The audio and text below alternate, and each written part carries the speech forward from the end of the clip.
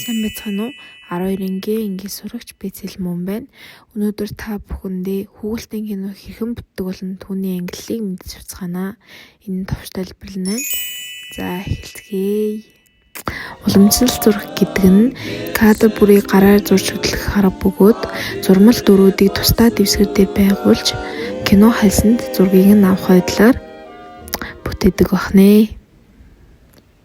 Stop motion арга нь объектыг бодит орчинд байгаа байдлаар нь хөдөлгөн зураг авах замаар хөдөлгөөнд дүрслэх бүтээх арга юм.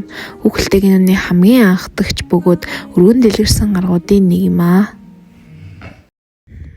Computer animation компьютер тоон дүрслэлээр бүтээх арга ба дүр орчин хөдөлгөөнд гэрэл бүрийг 2 болон 3 хэмжээст компьютер графикийн аргаар бүтээдэг юм аа.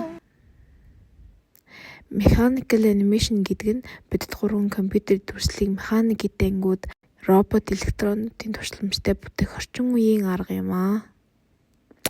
Үгээр нь явсан сэдв дуслаа. Thanks for watching.